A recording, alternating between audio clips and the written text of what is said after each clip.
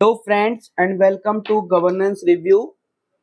और जैसा कि हम पहले से फॉलो करते आ रहे हैं, संडे के दिन हम तीन इंपॉर्टेंट सेक्शंस का डिस्कशन करते हैं, साइंस का, फ्रीक्वेंटली आस्क्ड क्वेश्चंस का और प्रोफाइल्स का। तो शुरू करते हैं साइंस के सेक्शन से। आज सबसे पहले आज कुछ स्नैपशॉट्स में थोड़े से आए हैं पॉइंट्स, उनको देख लेते हैं। एक मैग्नेटार के बारे में बोला गया है। तो मैग्नेटार एक्चुअली होता क्या है? Magnetar the most magnetic object in the universe, ठीक है ना, उनको मैग्नेटार्स बोला जाता है। ठीक है, मोस्ट मैग्नेटिक ऑब्जेक्ट्स। और ये बनते कैसे हैं? ये magnetar is a type of neutron star होता है, एक टाइप का, with an powerful magnetic field, जिसका एक बहुत पावरफुल मैग्नेटिक फील्ड होता है। और न्यूट्रॉन स्टार्स क्या होते हैं? Neutron stars form in supernovae that occur when the core of a massive star collapses. जैसे ही एक मैसिव स्टार कोलैप्स होना शुरू हो जाता है तो उससे बनता है न्यूट्रॉन स्टार, और न्यूट्रॉन स्टार से क्या बनता है आपका? एक मैग्नेटार, जिसका एक बहुत पावरफुल मैग्नेटिक फील्ड होता है। और the origins of magnetars remains unclear. हालांकि अभी जो उनका पूरा ओरिजिन, जो ओरिजिन के बारे में रिगार्डिंग जो वो है, वो अभी भी अनक्लियर है कि उनका ओरिजिन एक्चुअल में कैसे होता है। ठीक है, उसके बाद एक और खबर थी, bacterial reshaping speeds hydrocarbon breakdown. तो बेसिकली आपको ये याद रखना कि ऑयल ईटिंग जो बैक्टीरिया होते हैं उनको बोलते हैं एल्केनिवोरेक्स बोर्क्यूमेंसिस। ये बैक्टीरिया होते हैं that survives by consuming hydrocarbon as a sole carbon and energy source. और दूसरी चीज ये है कि जो बायोफिल्म फॉर्मेशन है, it plays a big role in the degradation and consumption of hydrocarbon by this bacterium. तो ये बैक्टीरिया बेसिकली जो ऑयल स्पिल्स वगैरह हो जाते हैं वहां पे यूज किया जाता है उसको क्लियर करने के लिए। ठीक है, अगली जो यहाँ पे न्यूज थी, that is a trial to test a new path for preventing Alzheimer's. तो यहाँ पे जो इंडियन रिसर्चर्स हैं उन्होंने एक जो है ड्रग तैयार किया है बेसिकली। तो उसका ट्रायल से रिलेटेड जो भी डाटा आया था उसके रिगार्डिंग यहाँ पे वो है कि उसने थोड़े से अच्छे रिजल्ट दिखाए थे, सिग्निफिकेंट। यहाँ पे देखिए आप पढ़ सकते हैं, अ न्यू ड्रग जिसका नाम है डोनानिमेब। ठीक है ना, it slowed cognitive decline in 47% of the participant with Alzheimer's. तो एल्जेमर्स के ट्रीटमेंट में ये एक अच्छा एफर्ट साबित हो सकता है। तो ग्लोबली अगर हम बात करें तो लगभग 55 मिलियन पीपल जो है लिव विद डिमेंशिया। डिमेंशिया मतलब होता है एक टाइप ऑफ मेमोरी लॉस, यानी कि जिसमें भूलने की वो होती है बीमारी। The most common cause of which is Alzheimer's. और जिसका एक मेन कारण क्या है स्मृति लोप होने का? वो है एल्जाइमर्स। तो उसके रिगार्डिंग ये एक थोड़े यहाँ पे एक सक्सेसफुल एफर्ट देखने को मिलता है। यहाँ पे बात किया डोनानिमैब, और दो और अप्रूव ड्रग्स हैं जिनमें से एक का नाम है लेकानिमैब और दूसरे का नाम है एडुकानुमैब। These are monoclonal antibodies which neutralize the buildup of amyloid protein in the brain. Basically, Alzheimer's में या डिमेंशिया में क्या होता है, एक प्रोटीन होता है जिसको हम बोलते हैं एमाइलॉइड प्रोटीन। वो बेसिकली बिल्डअप हो जाता है ब्रेन के अंदर या नर्व्स के अंदर, हमारे जो ब्रेन में होते हैं, और उसकी वजह से जो है ये अल्जाइमर्स जो है वो होता है। ठीक है ना। The limited success with these drugs, which target only the amyloid protein buildup, suggests that other factors may be responsible for triggering Alzheimer's। और यहाँ पे ऑथर ने ये बोला है कि सिर्फ अमाइलॉइड प्रोटीन का जो बिल्डअप है वही रेस्पॉन्सिबल नहीं है, उसके अलावा भी और फैक्टर्स भी हैं जो कि अल्जाइमर्स को ट्रिगर करते हैं। Free radicals often damage healthy cells and are believed to be involved in a range of diseases including Parkinson. और जो फ्री रेडिकल्स हैं वो उनका और बाकी डिजीज में भी रोल बताया, जैसे कि पार्किंसन डिजीज में बताया है। फिर बॉडी जो है जब तक हेल्थी रहते हैं, जब तक ये जो बैलेंस है, जो ऑक्सीडेटिव मॉलिक्यूल्स हैं उनके बीच और जो एंटीऑक्सीडेंट्स हैं जो न्यूट्रलाइज करते हैं उनको, उनके बीच में जब ये बैलेंस बना रहता है तब तक बॉडी जो है वो हेल्दी स्टेट में रहेगी। और जैसे ही बैलेंस शिफ्ट होता है तो जो है बॉडी अनहेल्दी कंडीशन में आ जाती है। Researchers found that the lack of antioxidant enzyme glutathione, ये भी काफी न्यूज में था, ग्लूटाथायोन ये बेसिकली रिलेटेड अल्जाइमर्स डिजीज से, in the key regions of the brain is linked to psychiatric problems. और ये जो एंजाइम है ये बेसिकली लिंक्ड है साइकाइट्रिक प्रॉब्लम्स से। ठीक है ना। ऑक्सीडेटिव स्ट्रेस में thus be a precursors to the amyloid plaque. और जो प्लाक जमा होता है एमाइलॉइड प्रोटीन का, ये बेसिकली किसकी वजह से होता है? ये ऑक्सीडेटिव स्ट्रेस जब होती है तो ये सबसे पहले ऑक्सीडेटिव स्ट्रेस होती है, उसके बाद ये जो वहां पे एमाइलॉइड प्रोटीन का जो मैंने बताया वो प्लाक जमना शुरू हो जाता है। ठीक है ना। तो यही सब इसमें पूरा सा एक्चुअली डिस्कस हुआ है। और ये तीन ड्रग हमने बताया था उनके बारे में कॉमन चीज ये थी कि मोनोक्लोनल एंटीबॉडीज तो है ही है, उसके अलावा जो इनमें एक कॉमन चीज वो ये है कि they neutralise the buildup of amyloid protein in the brain believe to be the most significantly associated with the disease. वही कि जो एमाइलॉइड प्रोटीन का बिल्डअप है वो मोस्ट सिग्निफिकेंट इवेंट है जो अल्जाइमर डिजीज में हो जाता है, और उसी को न्यूट्रलाइज करने का तीनों ड्रग काम करते हैं। और ये इनमें तीनों में कॉमन दो चीजें, एक मोनोक्लोनल है और दूसरा ही जो मैंने बताया कि जो उसको न्यूट्रलाइज करते हैं। ठीक है ना, this is it. The world of sugar, ये बेसिकली टाइटल था एक बुक का जो लिखी गई थी डॉक्टर उल्बे बोशमा के द्वारा, तो बुक्स में भी आप इसको याद रखेंगे, ठीक है ना। और ये हार्वर्ड यूनिवर्सिटी प्रेस ने जो है इसको पब्लिश किया था। और इस बुक ने basically it talks about the sugar societal dominance as a recent development, ठीक है। तो टेल की बात करें कि हिस्ट्री क्या रही है शुगर की, उसमें ये बताया कि जो इंडिया है वो since the time of Atharvaveda लगभग 900 बीसी से जो है रॉक शुगर का जो है यूज कर उसको सॉरी शुगर केन के बारे में जो है तब से हम लोग ऑलरेडी जानते हैं इंडियंस।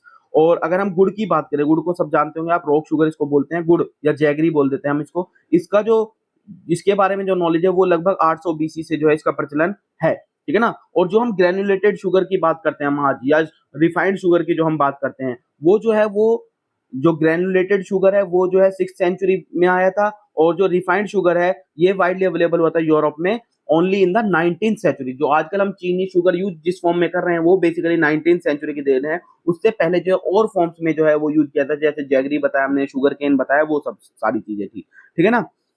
फिर ऑथर ने इसके हेल्थ जार्ज की भी बात की है यहाँ पे कि शुगर से बेसिकली क्या क्या हो रहा है, ये तो सबको देखने को मिला। डायबिटीज उनमें से सबसे कॉमन है। यहाँ पे डायबिटीज के बारे में ऑथर ने दो तरह की डायबिटीज होती है, एक टाइप 1 डायबिटिक्स होते हैं और दूसरा टाइप 2 डायबिटिक्स होते हैं। तो इनमें आपको डिफरेंस थोड़ा सा पता होना चाहिए। जो टाइप 1 डायबिटिक्स होते हैं they have to inject insulin in their blood, जबकि जो टाइप 2 के डायबिटिक्स होते हैं they have to carefully manage their blood glucose level and use substitutes like steviol glycoside और सक्रलोज। तो उनको तो रेगुलरली इंजेक्ट करना पड़ता है इंसुलिन के साथ टाइप 1 वालों को, लेकिन टाइप 2 वालों को क्या है, उनको ऑल्टरनेटिव देखने होते हैं शुगर के अलावा, जिन पे वो अपने आप को शिफ्ट कर सके, ठीक है। तो दिस इज इट, इसमें इतना इंपॉर्टेंट था। एक और है यहाँ पे श्रीखंड का आस्ट क्वेश्चन में, ये भी एक तरह से रिसर्च से रिलेटेड है।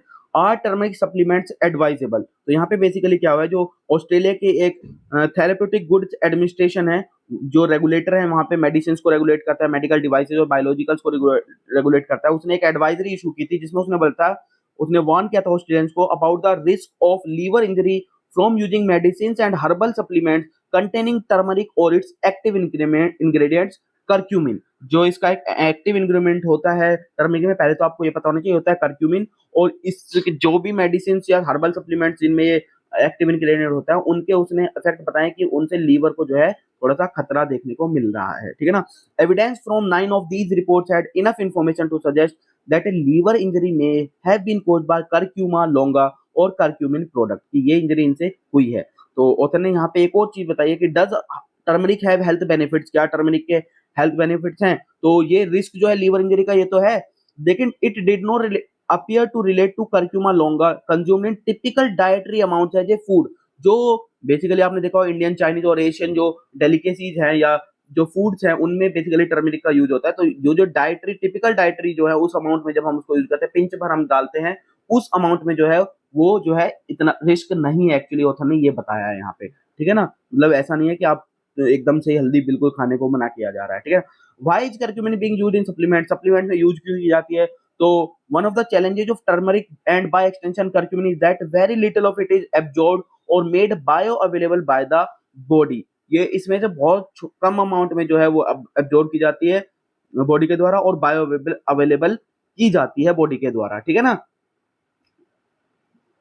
तो ऑथर ने हालांकि सप्लीमेंट्स वगैरह में यूज किया। वहीं पे एक और रिपोर्ट का जिक्र किया है, ANSCS की रिपोर्ट थी। It underlines that turmeric has choleretic properties. Choleretic properties का मतलब ये होता है कि it stimulate the secretion of bile to improve digestion and therefore it is advisable that those with bile duct disease should avoid turmeric। तो basically उनको avoid करना चाहिए टर्मरिक जिनको बाइल डक्ट रिलेटेड जो है डिजीजेस हैं, क्योंकि उनमें वो जो है वो क्या करता है, स्टिमुलेट कर देता है बाइल के सिक्रेशन को, ठीक है ना। Is there a safe limit on the amount of turmeric? वही है कि क्या कोई सेफ लिमिट है फिर नहीं है, तो बिल्कुल है। जो यूरोपियन फूड सेफ्टी अथॉरिटी है उसने जो है 180 mg इनटेक बताई है of curcumin per day for a 60 kilogram adult as a safe level of consumption. 180 mg of curcumin per day अगर आप कोई 60 kg का आदमी ले रहा है तो वो एक सेफ लेवल बताया गया है। वर्ल्ड हेल्थ ऑर्गेनाइजेशन और FAO की भी बात करें तो उसकी एडवाइजरी ने रिकमेंड किया था 3 mg पर kg ऑफ बॉडी वेट। तो ये दोनों ही आप याद रख सकते हैं चाहे तो, या फिर ये है कि मतलब आप ये नहीं कह रहे हैं ये डाटा कि आप बिल्कुल ही टर्मरिक का यूज बैन कर दें। और डाइटरी प्रोडक्ट मतलब जो जो ट्रेडिशनल या फिर हमारी जो डाइटरी जो वो है फूड्स हैं उनमें तो हम यूज कर ही सकते हैं, बाकी सप्लीमेंट्स वगैरह में मना किया है।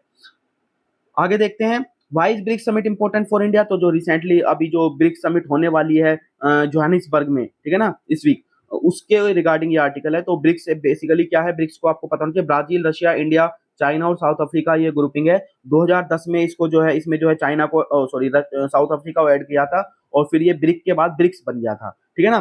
तो ब्रिक्स समिट की इंपॉर्टेंस जो है उतने यहाँ पे 2-3 पॉइंट से बताइए। पहला तो ये है कि ये इन पर्सन जो है पहली बार हो रही है 2019 के बाद, जब से कोविड पेंडेमिक आया था उसके बाद इन पर्सन पहली बार हुई थी।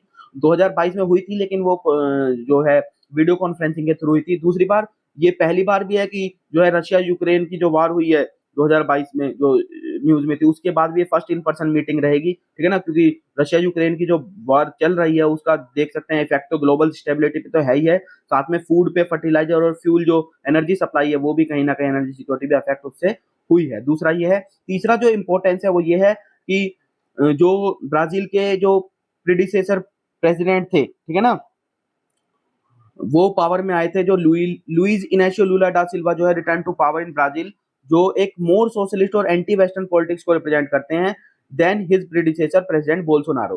तो उस कंटेक्स्ट में भी ये इंपॉर्टेंट है कि अब क्या जो है डिसीजंस आते हैं, इसके आउटकम्स क्या होते हैं। इंडिया के लिए बहुत इंपॉर्टेंट रोल रखती है ये, क्योंकि ये this is the first in person summit since the military stand off with China at the LAC began in 2020। तो उसके 2020 में जो एलएसी पे स्टैंड इश्यूज देखने को मिले थे, उसके बाद भी एक तरह से फर्स्ट इन पर्सन यहाँ पे मीटिंग रहेगी। हालांकि इंडियन और चाइनीज जो वो इंडियन प्राइम मिनिस्टर और चाइनीज प्रेसिडेंट वो काफी ओकेजन्स पे पहले भी मिले, लेकिन वो शॉर्ट टाइमिंग उनकी मीटिंग रही है। यहाँ पे ज्यादा टाइम मिलेगा उनको एक दूसरे के साथ बायलैटरल टॉक्स में एंगेज होने के लिए, और यहाँ पे जो है एक कुछ इशू जो है वो डिस्कस किए जा सकते हैं। दूसरा ये भी है कि G20 जो है वो भी यहाँ पे होने वाली है, अब इंडिया के पास उसकी प्रेसिडेंसी है और उससे पहले ये यहाँ पे हो रही है, जो समिट स्टेटमेंट वहाँ पे इशू होने वाला है, तो वहां से रिगार्डिंग भी जो है वहाँ पे एक शायद आ सकता है।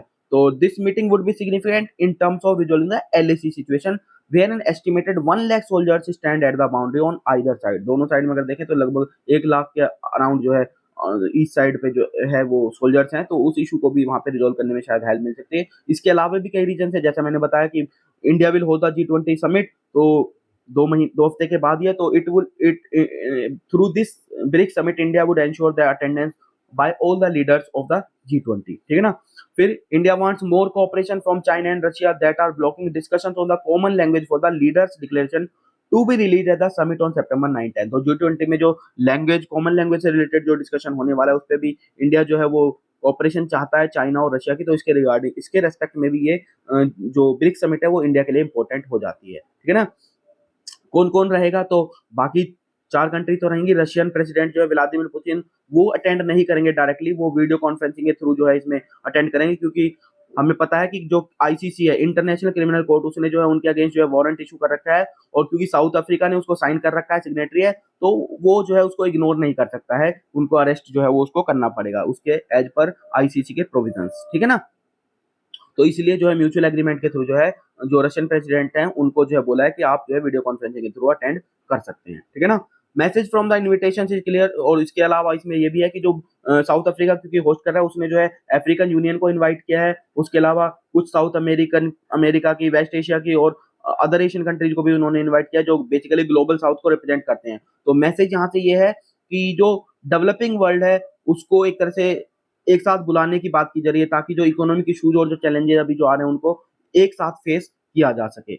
आइटम्स क्या क्या रहेंगे एजेंडा में ब्रिक्स समिट के, तो ब्रिक्स अफ्रीका आउटरीच को बढ़ाने की बात की जा रही है, और जो ब्रिक्स प्लस की बात चल रही है, डायलॉग उसकी बात चल रही है, जिसमें जो है ब्रिक्स की मेंबरशिप को बढ़ाने की बात कर रहे हैं, ठीक है। लगभग 40 से ज्यादा कंट्रीज ने जो है इंटरेस्ट दिखाया है कि वो ब्रिक्स को ज्वाइन करना चाहते हैं, और 19 कंट्रीज ने तो फॉर्मली अप्लाई भी कर दिया है मेंबरशिप के लिए, और इनमें से अभी जो है बेसिकली 4 जो इंपॉर्टेंट कंट्रीज हैं उनकी मेंबरशिप की बात चल रही है कि उनको जो इंक्लूड किया है, जिनमें से अर्जेंटीना, सऊदी अरेबिया, यूएई और ईरान की बात है, ठीक है। इनको एंटर इसमें मतलब एंट्री देने की बात चल रही है। और क्या क्या डिस्कस किया जा सकता है, तो ब्रिक्स करेंसी के ऊपर जो है बात की जा सकती है कि ब्रिक्स करेंसी के लिए जो बात चल रहा है, ये एक कॉमन करेंसी ब्रिक्स करेंसी बनाई है, जिससे इंटरनेशनल जो इन कंट्रीज के बिटवीन ट्रेड है वो सेटलमेंट किया जा सके।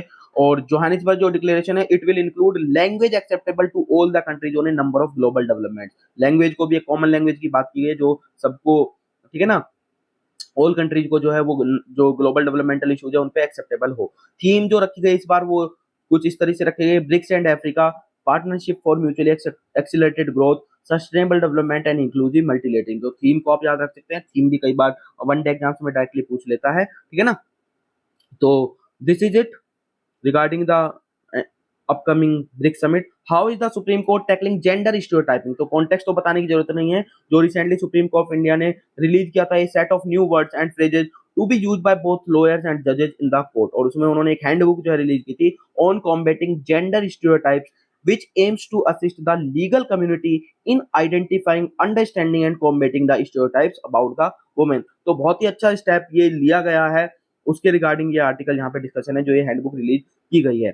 चेंजेस हमने पिछले बार भी कई बार डिस्कस किए हैं, कुछ जो रह गए हैं जो अभी तक डिस्कस नहीं उनको एक बार देख लेते हैं। एक तो ये है कि हैंडबुक ये कहती है that individual who has been affected by sexual violence may identify as either a survivor or a victim. वो एज ए सर्वाइवर भी अपने आप को आइडेंटिफाई करा सकता है और एज ए विक्टिम भी अपने आप को आइडेंटिफाई करा सकता है। एक ये अच्छा चेंज है। दूसरा, court settles the stereotype that women who are sexually assaulted और raped file a complaint about the injustice immediately and if they complain after they are lying. वही है कि जो एक स्टेटअप ये बना हुआ है कि अगर वो बाद में वुमेन कंप्लेंट करती हैं कि उनके साथ उनका रेप हुआ या सेक्सुअली असॉल्टमेंट उनका असॉल्ट हुआ है, तो उसको ये बोलते हैं कि ये झूठ बोल रही है, ठीक है ना। तो इस पे जो ऑथर है, जो कोर्ट है, उसने ये यहाँ पे बोला है कि it takes courage and strength to report a sexual offence because of the stigma attach to it. कि जो स्टिग्मा अटैच कर रखा है सेक्सुअल ऑफेंस के साथ या असोल्ट के साथ, उसकी वजह से उसमें उसको एक तरह से बताने के लिए जो है करेज और स्ट्रेंथ की जरूरत होती है। और ये जरूरी नहीं है कि वो तुरंत ही बता पाए, क्योंकि उसको टाइम लगेगा।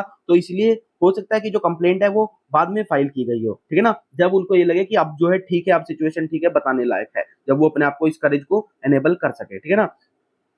Why are the stereotypes harmful? क्यों हार्मफुल है? ये बहुत अच्छी बात है कि अगर हम माइक्रो लेवल पे देखें तो handbook states that stereotypes lead to exclusion and discrimination at the workplace, educational institutions and in public places। ये हमने पिछली बार भी आर्टिकल्स में बात की थी कि जो कोर्ट ने कहा था कि इससे जो स्टीरियोटाइप्स बने हुए हैं ये कहीं ना कहीं एक्सक्लूजन और डिस्क्रिमिनेशन को जो है वो प्रमोट करते हुए दिखाई देते हैं, ठीक है ना। तो कहीं ना कहीं वुमेन की जो ग्रोथ है उसको हिंडर कर रहे हैं, ठीक है। और यहाँ पे एक जो आप मेंस आंसर राइटिंग में कोट भी कर सकते हैं, अगर ये रिलेटेड इससे कुछ आता है तो वहां पे ये है कि जो OHCHR है, office of the high commissioner for women rights, it points out that labels whether overtly hostile such as women are irrational or seemingly benign, women are nurturing, these perpetuate inequalities। कि दोनों ही तरह के statements, चाहे वो hostile हो या फिर वो बेनाइन हो, जैसा कि वुमेन आर नर्चरिंग हम बोलते हैं कि केयरिंग होती हैं, ये होती हैं, तो वो सारे के सारे कहीं ना कहीं इनइक्वालिटीज को परपेचुएट करते हैं, क्योंकि उनको एक तरह से उनकी आइडेंटिटी से जोड़ दिया जाता है, जो उनके फर्दर डेवलपमेंट में कहीं ना कहीं एक तरह से बाधा उत्पन्न करता है। तो ये बोला है। उसके बाद कुछ सुप्रीम कोर्ट के जो जजमेंट्स हैं उनको भी जो है यहाँ पे कोट किया गया है कि पहले भी ऐसा नहीं है कि सिर्फ इसी के थ्रू जो गया स्टीरियोटाइप जो बने उसको सुप्रीम कोर्ट ने अपने वर्डिक्स में भी कई बार जो है साइट किया है कि ये स्टीरियोटाइप दूर होने चाहिए। जैसे कि कुछ 3 यहाँ पे जजमेंट ऑथर ने यहाँ पे साइट किए हैं। Joseph Shine versus union of India के, जिसमें कॉन्स्टिट्यूशन बेंच ने स्टक डाउन किया था एडल्ट्री को under section 497 of the Indian penal code, और सुप्रीम कोर्ट ने वहां पे ये ऑब्जर्वेशन दी थी, the law on adultery was but a codified rule of patriarchy. कि कहीं ना कहीं ये कोडिफाइड रूल दिखता है जो पैट्रियार्की को जो है प्रमोट करते हुए दिखता है। इस ये ऑब्जर्वेशन के साथ उसको स्ट्रक डाउन किया था। दूसरा केस ऑथर ने जो यहाँ पे साइट किया that is state of Jharkhand versus Shailendra Kumar Rai, जिसमें कोर्ट ने रिटरेट किया था it is categorical ban on the two finger test and said it was irrelevant to determination of rape and that it violated the dignity of rape survivor victims. जो two finger test किया जाता है rape survivors या rape victims को, उनके regarding इस जो practice को जो था इस पे कैटेगोरिकल बैन जो है इम्पोज किया गया था, और उसने कहा था ये जो प्रैक्टिस है it violate the dignity of rape survivors और विक्टिम्स, ठीक है ना। State of Punjab versus Gurmeet Singh case में कोर्ट ने हेल्ड किया था that testimony of rape survivor victim is inherently credible. उसकी जो टेस्टिमनी है वो बिल्कुल इनहेरेंटली क्रेडिबल है, उस पर विश्वास किया जाना चाहिए, क्योंकि जो FIR लॉन्च करने में डिले हो रहा है that can be due to variety of reasons it said, वो किसी और कारणों से भी हो सकता है। ऐसा नहीं है कि जो टेस्टिमनी ऑथर जो दे रहा है उसको आप जो है उसमें कंसिडरेशन में नहीं लेंगे, उसको इनहेरेंटली क्रेडिबल मान के जो है वो डिसीजन देना चाहिए, ठीक है। इम्पैक्ट होगा कि नहीं होगा, क्योंकि अभी ये लगाई जा रही है, कुछ लोग ये कह रहे हैं कि इसका कोई इम्पैक्ट नहीं होगा, कुछ कहने की होगा। तो ऑथर ने तो ये कहा है कि बिल्कुल होगा और it's a great first step, ठीक है ना। क्यों? An important takeaway for her because it remove so many qualifiers that जज वुमेन। ऑथर ने ये भी बताया कि ये जो बहुत सारे आपने क्वालिफायर्स लगाए रखे हैं जिनसे वुमेन को जज किया जाता है, कहीं ना कहीं उनको रिमूव करने का काम जरूर करे या उनको मिटिगेट तो एटलीस्ट करेगा ही। हाउएवर स्लो, चाहे कितना भी स्लो हो, it will lead to a mindset change, तो माइंडसेट चेंज की तरफ लेके तो जाएगा। Because language is a powerful tool, language जो बहुत पावरफुल फुल टूल होती है और कैसी लैंग्वेज आप यूज कर रहे हैं उससे बहुत ज्यादा फर्क पड़ता है। तो बेशक शॉर्ट टर्म में ना सही लेकिन लॉन्ग टर्म में इसका इम्पैक्ट बिल्कुल देखने को मिलेगा, ऐसा ऑथर का मानना है। और हमारा पर्सनल व्यू भी यही है कि बिल्कुल लॉन्ग टर्म में ये चेंज जरूर, इससे इम्पैक्ट जरूर पड़ेगा। ठीक है ना, गुड स्टेप।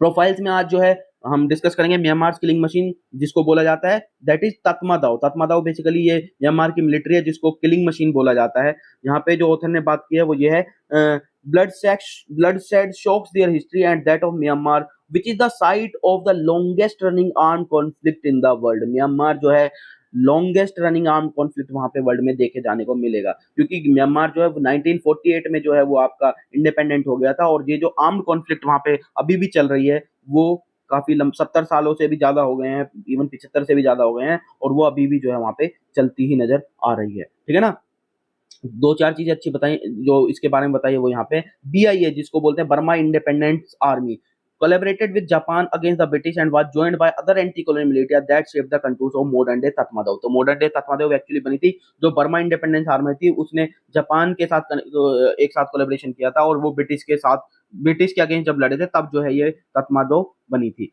तो म्यांमार को फ्रीडम 1948 में बना था, लेकिन descended soon into ethnic factions due to internal conflict. और फिर 1962 में जो मिलिट्री थी, it staged the first of its 4 coups to take control from an elected government. 1962 में मिलिट्री जो है इलेक्टेड गवर्नमेंट से कंट्रोल अपने हाथ में ले लिया था। फिर उसके बाद जो सिटीजनशिप लॉ था उसको 1982 में उन्होंने दोबारा से लिखा, to automatically grant citizenship to different ethnic groups excluding minority such as Rohingya Muslim, जिसमें उन्होंने काफी लोगों को सिटीजनशिप ऑटोमेटिकली ग्रांट कर दी थी वेरियस एथनिक ग्रुप्स को, लेकिन उसमें किसको छोड़ दिया इन्होंने, जो रोहिंग्या मुस्लिम्स है उनको जो है एक्सक्लूड कर दिया था। तो रोहिंग्या पे पहले भी क्वेश्चन आ चुका है, यूपीएससी में भी आ चुका है कि ये किससे रिलेटेड है। तो ये म्यांमार में एथनिक माइनॉरिटीज है, मुस्लिम एथनिक माइनॉरिटीज यहाँ पे हैं। ठीक है ना, यहाँ पे कुछ और इंपॉर्टेंट एक जो चीजें और भी बात की हैं इसके बारे में, द 8888 ये अपराइजिंग हुई थी जो अगस्त 8 1988 हुई थी। It mark the first pro democracy revolt led by student activist but it was brutally put down in which about 5000 people were killed. तो हिस्ट्री है ये जो दिखा रहा है तत्मादो की, जिसमें 8 अगस्त 1988 को जो एक पहला प्रो डेमोक्रेसी रिवोल्ट जो है लेड किया था स्टूडेंट ने, लेकिन उसको जो है वो पुट डाउन कर दिया था, और जो एक्शन था वो काफी ब्रूटल था। उसके बाद होता है इससे रिलेटेड जो और चीज बताई है इसके बारे में, आर्मी के बारे में, वो ये है कि Tatmadaw the 15th largest military in the world accounts for 44% of the government expenditure, और लगभग गवर्नमेंट का 44% एक्सपेंडिचर जो है वो आर्मी पे ही खर्च होता है, और ये दुनिया की 15वीं लार्जेस्ट मिलिट्री है।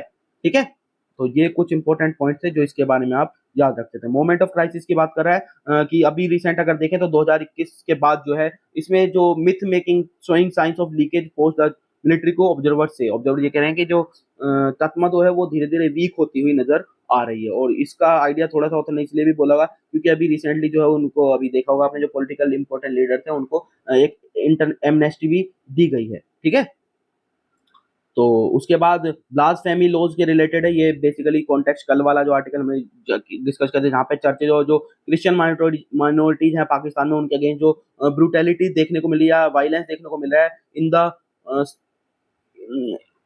ये ब्लास्फेमी लॉज की आड़ में, उसके रिगार्डिंग ये था। तो पाकिस्तान में ब्लास्फेमी जो है पनिशेबल बाय डेथ है, ये मैंने बताया था, लेकिन ये जो इंसिडेंट्स हो रहे हैं वायलेंस के, ये शो करते हैं कि ब्लास्फेमी लॉज जो है वो एक्सक्यूज के रूप में यूज किया जा रहा है, उनको मिसयूज किया जा रहा है for vigilantism in the era of social media. ठीक है ना, जस्ट एज एक्सक्यूज उसको यूज किया जा रहा है और उसका मिसयूज किया जा रहा है। पाकिस्तान के सुप्रीम कोर्ट ने जो है इसमें कुछ कोशिश की करते हुए नजर आया कि उन्होंने इसको एक तरह से किया हो। ये हमने कल भी बताया था कि जुडिशरी ने ये भी सजेस्ट किया था कि इसको अमेंड कर देना चाहिए, और यहाँ पे पाकिस्तान के सुप्रीम कोर्ट ने एक डेथ सेंटेंस जो ओवरटर्न भी किया था, जो आसिया बीबी का केस था 2019 का, और इसके that case shook Pakistan showed that the legal system could be moved to defend the life of a person falsely accused of blasphemy, but it is far more difficult to deal with elements that have made blasphemy a case for generating political fortune। लेकिन वही है कि हालांकि जो legal system है वो defend करने के लिए किसी पर्सन की लाइफ को जो फाल्सली एक्यूज कर दिया उस पर इफेक्ट कर सकता है, लेकिन